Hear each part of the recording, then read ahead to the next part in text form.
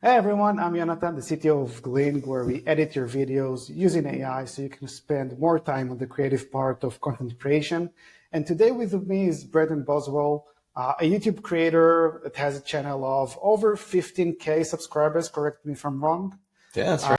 where you talk mostly about productivity tools. You said you're a designer in the channel and turned hmm into full stack engineer. Thank you for coming. Yeah, thanks for having me. Yeah, I really appreciate it. I've been a Gling user for a long time, so when you reached out, I was like, definitely, let's chat. In this show, The Creator Way, we ask you, the creator, about your channel. How did you start your channel? If you have any tips and tricks for YouTubers, because we want to give as much inspiration as possible for other content creators and those who already have channels or those who hmm want to start their own YouTube channel. So just want to hear your journey. How did you start? What do you use? Any tips and tricks? So let's start with your channel, what the channel is about. Yeah, so I guess let's start simple and then we can get more complex. So if I were to sum the channel up in a few words, I'd say it's at its simply productivity tips and tricks for knowledge workers. So for anyone who hasn't heard that term, a knowledge worker is basically anyone who thinks for a living. So that could be designers, developers, teachers, lawyers, students, entrepreneurs, and anything in between. So I'd say over the last few decades, more and more of our workforce is using their brains instead of their bodies to generate value.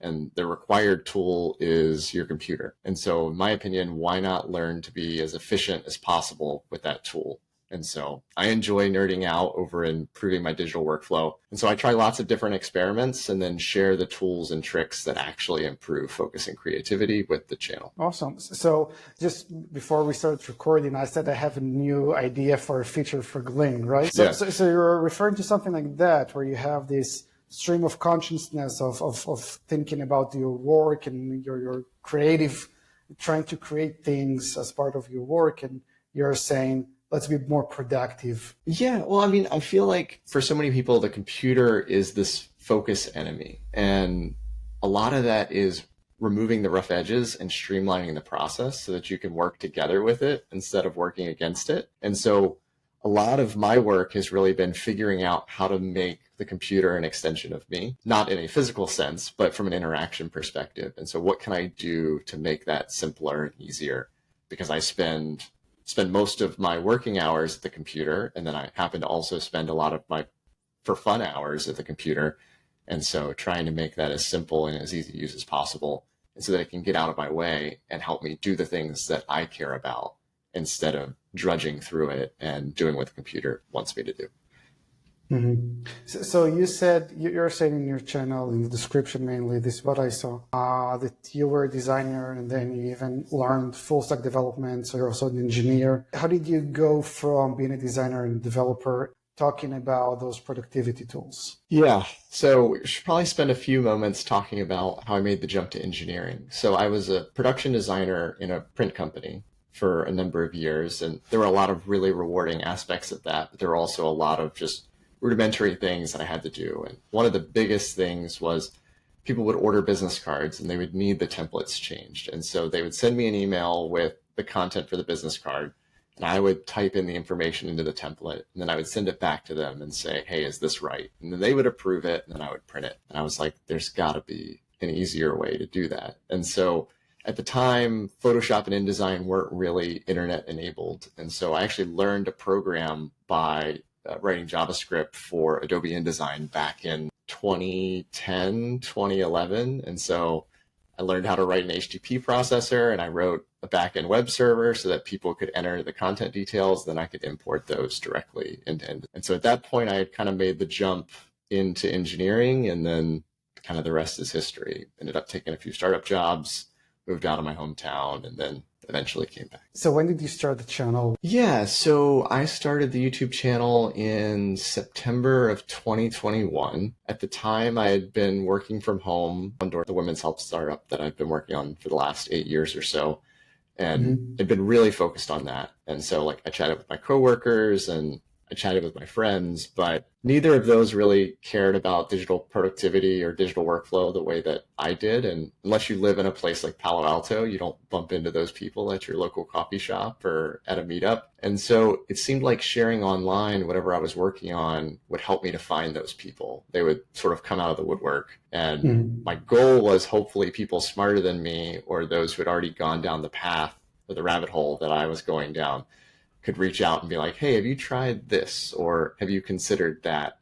And they could save me a few headaches and vice versa. Like in places where I was trying something that someone else hadn't but was interested in, I could give them an easier starting point. And so I started doing a video every 2 weeks or so on whatever I was interested in. And then along the way, I stumbled upon the Remarkable. And I remember asking the Remarkable subreddit, what does your Remarkable enable you to do that a nice pen and notebook do not? And they gave me lots of great answers. And so I decided to give e-ink a shot. And then that's become sort of a major sub-focus of the channel. So Remarkable is this e-ink device that is also interactive, right? Comparing to Kindle where you just read, you can also write on it.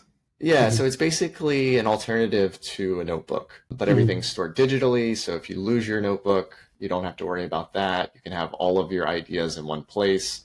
They can stay organized. I'm left-handed, and so a traditional notebook, I smear the ink on everything. So like, remember those like rollerball or gel pens from like our childhood? They were amazing, but they just didn't work for me because I would just smear exactly what I just wrote.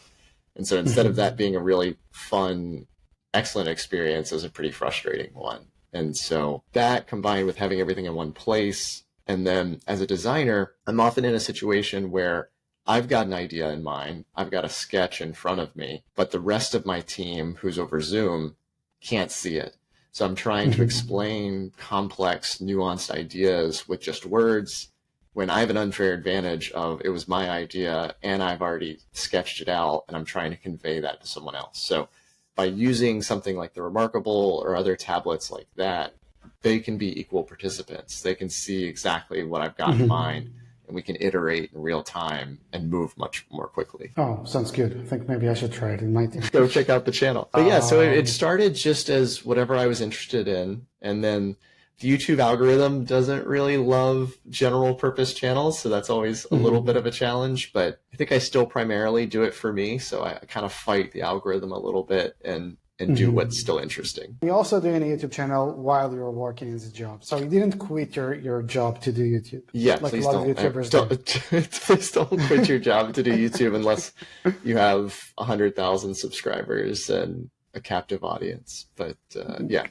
I mean, I wouldn't say. I think people have this idea that YouTube is instantly lucrative, and I would maybe push against that. I think it can be if you're in it for the long haul, but I think YouTube is much more of a marathon than a sprint. And so thinking that you're going to make it overnight or, see a huge revenue stream instantly is, I think, a recipe for disaster. Actually, it's an interesting point because, again, as you said, you're fighting with the YouTube algorithm, and the YouTube algorithm prioritizes channels or videos which are constantly about the same theme or the same, even have the same look and feel, I would say. I don't know if YouTube has something in the algorithm that checks the look and feel of the video, but it looks sometimes like that, at least in my feed. And a lot of people who want to start a YouTube channel, especially today when they see all of those large channels that are very successful, they think, okay, how can I be successful? How can I hack the YouTube algorithm?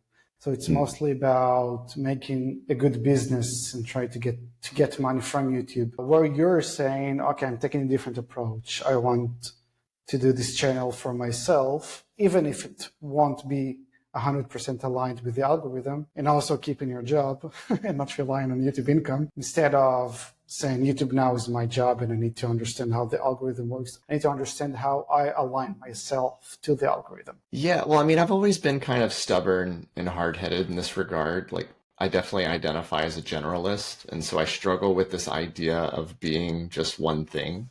So I remember going to a product meetup once, and they had name tags, and on your name tag, you had to choose a role.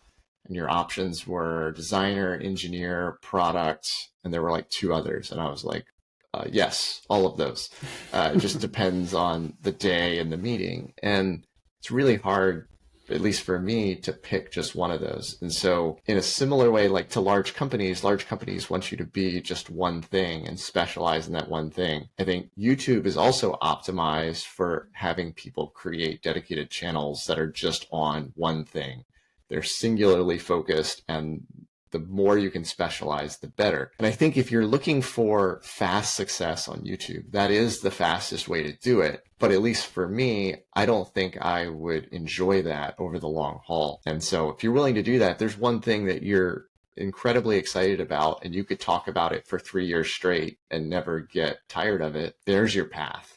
It just wasn't the right path for me. Let's go to the process of creating a video on your side. So from ideation, thinking about what the next video will be about, to clicking submit on YouTube and, I don't know, drinking coffee or going to sleep. I don't know what to do after you submit your video. So what do you use? What is the what is your process? Whether you have a streamlined process or maybe it's changing from video to video. What equipment do you use? Tools? Yeah. Happy to go into it. Yeah, so I use a combination of Obsidian and Akiflow to seed the ideas for my videos. So I use Obsidian, which is a second brain or personal knowledge management system. I keep all of my ideas generally in there. It's got everything that I write down. It's got all the highlights from the books that I read or anything that I highlight on the internet. Readwise will bring those things in, and all that's in one centralized place.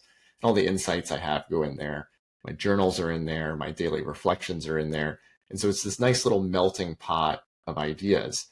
And so anytime I see an idea that could be a really interesting video, I bookmark that, and I've got a list along the side of all the potential video ideas. And they're roughly sorted in the order that I intend to do them, but most of them will never get made. They're not all bangers, but it at least gives me a short list of things to make videos on. So I'm never without an idea. I have the problem of I have a very finite amount of time, and let me see how many I have. I probably have like 60 or 70 video ideas over here right now. And so it's constantly, okay, well, what is the best of those? And let's just pull one of those off of the top and start to work through it. And in general, I try to start with titles and thumbnails. So I don't start a video until I've got 10 potential titles for it, and then choose from there. That's usually a good place to get started. If no one is interested in the title and no one clicks through to the thumbnail, no one's going to see the hours that you spent creating that amazing video.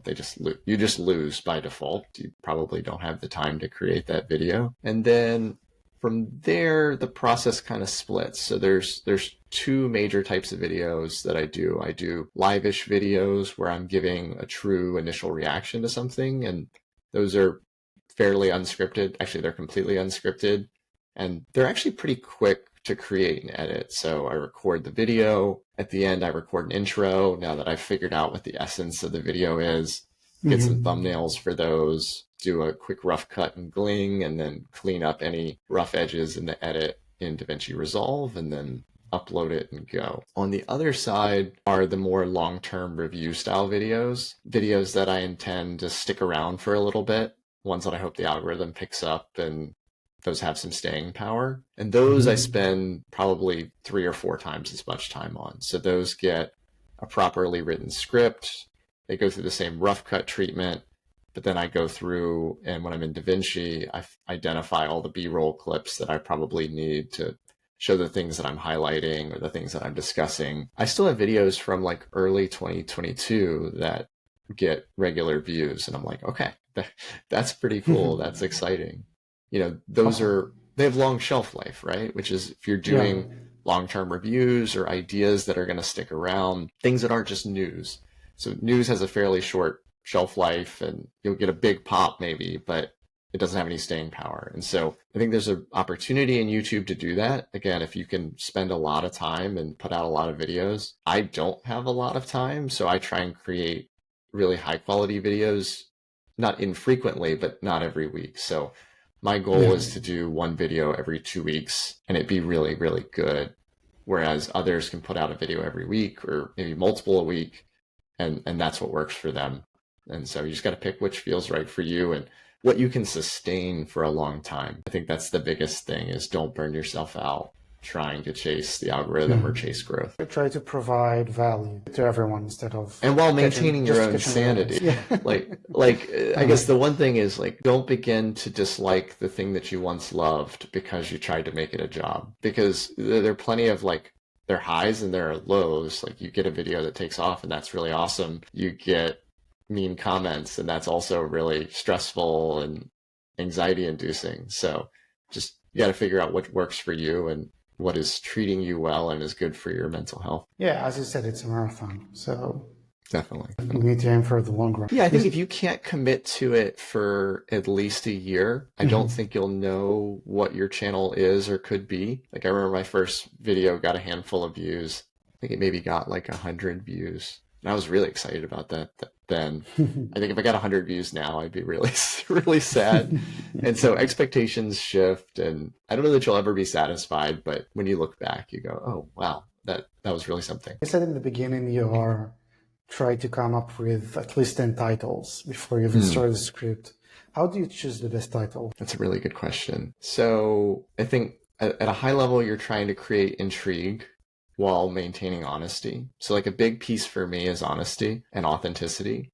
Again, I'm not trying to get big overnight. I'm trying to create and maintain a long-term relationship with a very small group of people. And so getting growth fast or making money fast is not the intent. Like my goal is to get enough views, potentially have some revenue stream come in where I can afford to put more time into creating better videos, and I can justify the time that I spend on YouTube. But it was never really to replace my full-time job. It was always more just a hobby or for fun. So authenticity is first and foremost. Trying to create intrigue.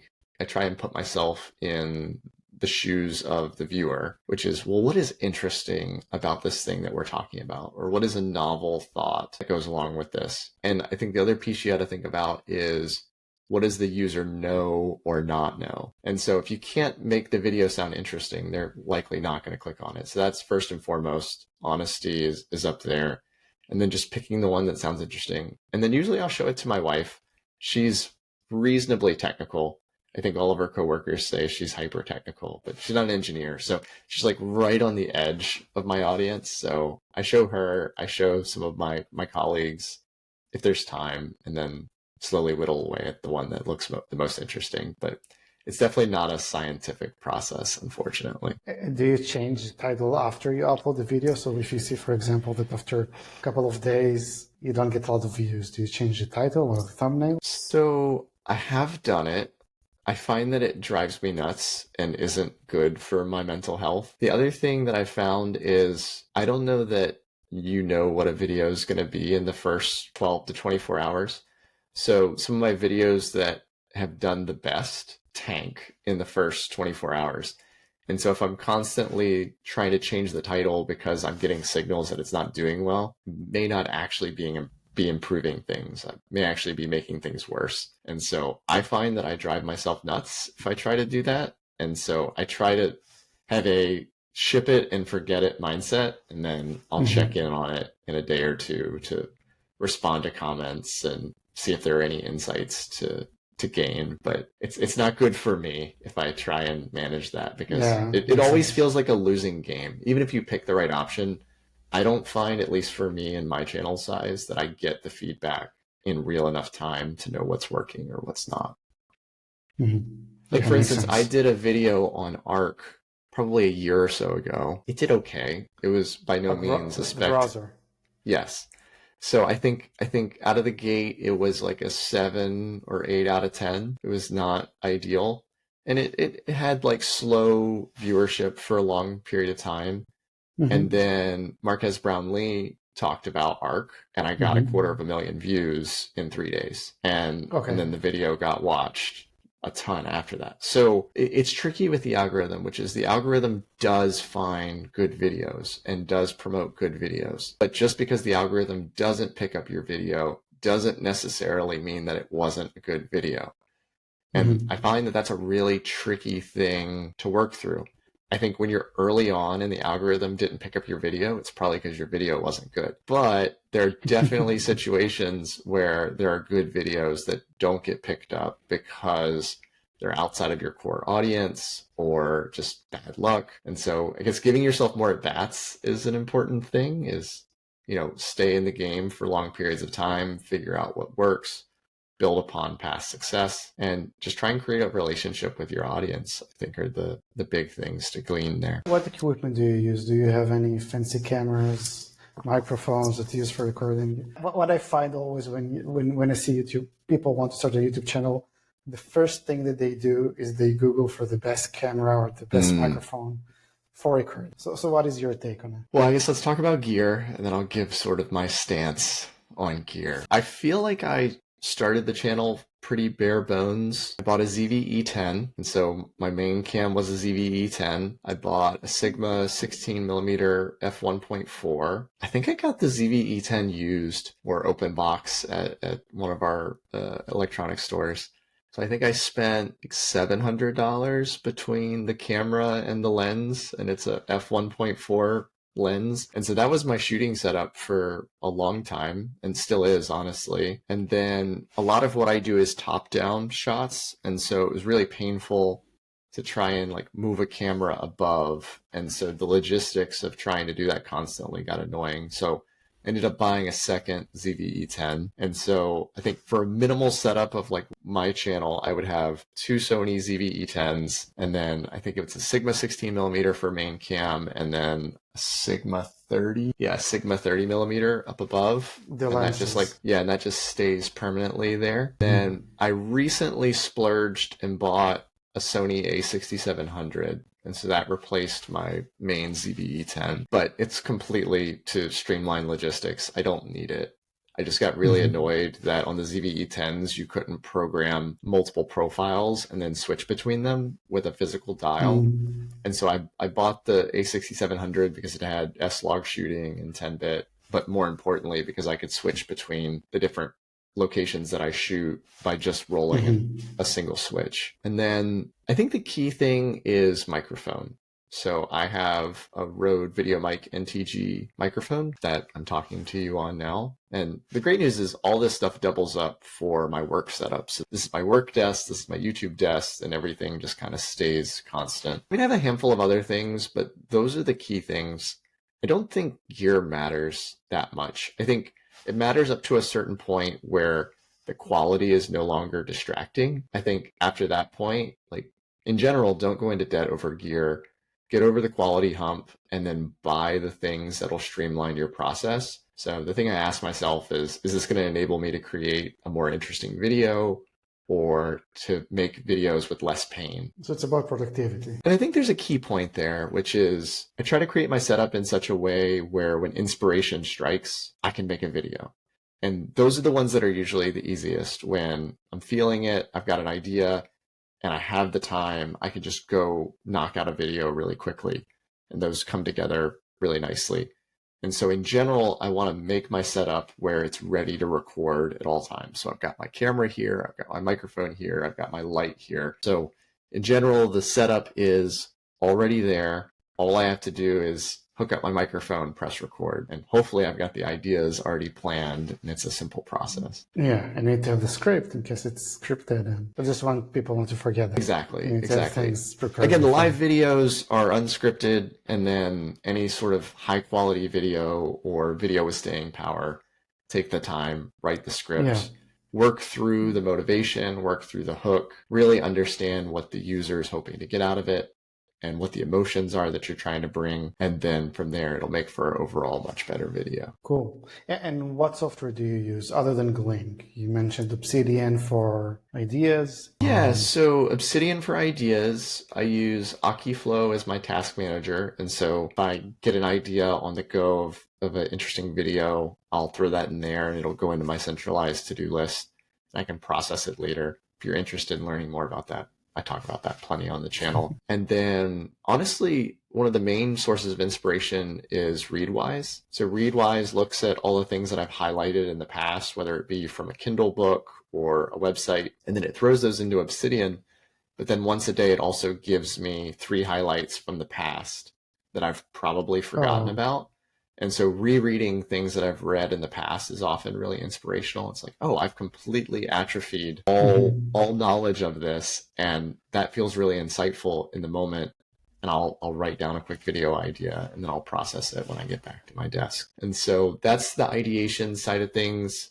I don't think you need anything too crazy for that. Just get away from your computer and write something down and iterate on it. Find a friend who you trust their opinion and show it to them. And again, don't hire an editor, but if you can find someone to bounce ideas off of, they're really, really valuable. Be nice to them, send them gifts because they're worth their weight in gold. And then from there, record everything, bring it into my Mac. Rough cuts are usually done in Gling, and then it goes over to DaVinci Resolve for a final edit. Tried a handful of different things along the way. So I started off in I started off in DaVinci Resolve, and then it felt like the A-roll edits were taking me a long time. And then I tried Descript, and the A-roll edits were really fast in Descript, but the upside was highly capped. So there was no ability to grow. There was no ability for my videos to improve or get better over time. I had achieved the max upside of what a good Descript video could be with reasonable amounts of effort, and they were never going to get any better. And so then I found Gling, and I've been using Gling, and that streamlines the A-roll edits. And then I can also bring it back into DaVinci and put any polish or flourishes I want. And about creating thumbnails, do you use AI, for example, or anything fancy in that way? Or I don't. I'm old school in this regard. I have no issue with AI. I just don't use AI for visual things. I mean, I'm a UX and graphic designer by trade, so I just open up Photoshop and do that stuff. But you don't need Photoshop. I mean, you can definitely do this in something like Canva. It really just comes down to your comfort level. I think the tip there, and a tip that I should probably heed, is try to have a consistent look and feel across your thumbnails. I think I could improve my channel by making it incredibly obvious that a video is mine. I hope that I've created a relationship with my viewers where if they saw it was my video, maybe they'd be slightly more likely to watch it. And so I should probably make my thumbnails that way so that I get the benefit of that. So that's a tip that I would share that I need to heed myself, because I basically treat most thumbnails as a fresh start. I use past thumbnails as the basis for my new thumbnail, but they're all a little bit different. And I just kind of go, what is the most interesting thing I can do to showcase whatever topic that I'm sharing? There is one other editing piece of software. So I use Isotope RX for my audio to streamline that and normalize it and clean all that stuff up. So I've gotten where I've got little profiles for all that stuff, so I can just drop my audio files afterwards and get them consistent. Did you try the AI enhanced audio of Adobe? I haven't used the Adobe one, but I think it's pretty similar to the one in DaVinci. The one in DaVinci is really good. The challenge I run into with both of them is I often do things that aren't just pure vocal tracks. So if I'm doing a keyboard test, or if I'm doing what it feels like or sounds like to use an e-ink tablet, that's all background noise in the eyes of the algorithm. Yeah. And so I have to really watch out with a lot of the audio stuff to make sure it doesn't hear keyboard taps as audio pops and tries to remove them. And so that's a little bit of a tricky thing with AI, is I think you just have to think about your content. And I mean, if you have time, watch your video back before you upload it, because you'll realize things. Yeah. If you don't have time, it's a problem. I mean, ideally, actually export your video. So I find that it's a lot easier to see the issues in your video in the fully baked, fully rendered copy versus trying to do it in your editor. You'll notice so many things that you're going to wish you had back. So if you've got the luxury of that time, do it. It's a little bit more difficult with 30 or 40 plus minute videos. But if you're doing a short polished video, do yourself a favor and just watch it back. It's just frustrating when you've watched a video 3 times already and then you go watch it again. It's like, 3 times is a good case. Yes, exactly. 20 times. Well, no, I'm about to edit this Remarkable course, and I think it's like 6 hours of raw footage. And so I'm hoping to only watch that one once or maybe twice. We'll see. That'll be the optimization case for this one. Cool. Last question. any tips for YouTubers or to whoever wants to become a YouTuber on how to start, what to focus on? We already talked about some things, but is there something that you wished in the beginning of the path? Yeah. Okay. So I hit a bunch of them. I'll try and reiterate them, and then I'll give a couple new ones. So again, gear matters to the point with which your quality is no longer a distraction. Like that's the main thing. Don't overspend. Don't put yourself in debt. Don't cut corners on thumbnails. If those are bad, then no one's going to see your video and see all the time that you put into it. YouTube's a marathon, not a sprint. Commit to a frequency. So set some frequency that you're going to honor. And whenever you are starting to bump up against that deadline, like honor it, because you'll be rewarded on the back end. You need to do this for a long period of time to know whether it's going to work. The things that you do today won't be rewarded for 3 to 6 months from now. So you're not going to get that instant gratification. You really have to just work on it regularly, have something else that you're focusing on, and then check back in on it. And 6 months from now, you'll realize, oh, wow, I've actually progressed a lot. I've learned a lot. I've improved a lot. And I think that's the right mindset. I think we worry a lot about how we're perceived, and ultimately most people don't care. And so I think we're so worried about doing something that's cringe or that people are going to look at and say, oh, that's bad. The real thing that's happening there is they watch it, they move on, and they don't think about it again. So I think if you're interested in doing YouTube, just kind of put content out there and see what sticks and see what you find rewarding. Write scripts earlier than you think you should. Your video improves a lot. You'll learn a lot about the process. It feels like an unnecessary step, especially in the beginning when you're first getting started, but your videos improve significantly and you will grow more quickly if you do that to elevate quality videos where people put in the effort and it aligns with what a viewer wants to watch. Okay. I think that's all I've got. But if you have additional questions, happy to dig into those or give additional tips based on things that you're interested in or curious about. I think that all of the tips that you mentioned force you to focus on yourself as a creator and your own motivation instead of trying to hack YouTube. So understanding that you need to post occasionally, every 2 weeks, every month, whatever pace you decide. Understand it's a marathon, so you need to ask yourself whether I enjoy the process or not, whether I'm talking about things that I care about or not. If you do talk about things that you care about, like you said, even if you have glitches or if you have a lot of videos that don't get any traction, you will keep on posting because you like it. Yeah, I mean, to sum it up all in one general phrase, focus on your effort and consistency. And I think that gives you your best shot for success. Cool. Anything else you want to add? Go subscribe to the channel if you haven't already. We also have the Knowledge Workers Discord. So if you want to chat with people about digital workflow or improving your focus or creativity, come by there. It's completely free, and there are a lot of people who are much smarter than me who are chatting there. I just started a weekly newsletter. I share my reflections over the last week and one thought, one tool that I think will help improve focus and creativity. And then hopefully in the next few weeks, I'll be releasing my Remarkable Made Simple course, which will help you go from having never used a Remarkable to getting the most out of it to improve your focus. Thank you, Brandon. All right. Thanks, Jonathan.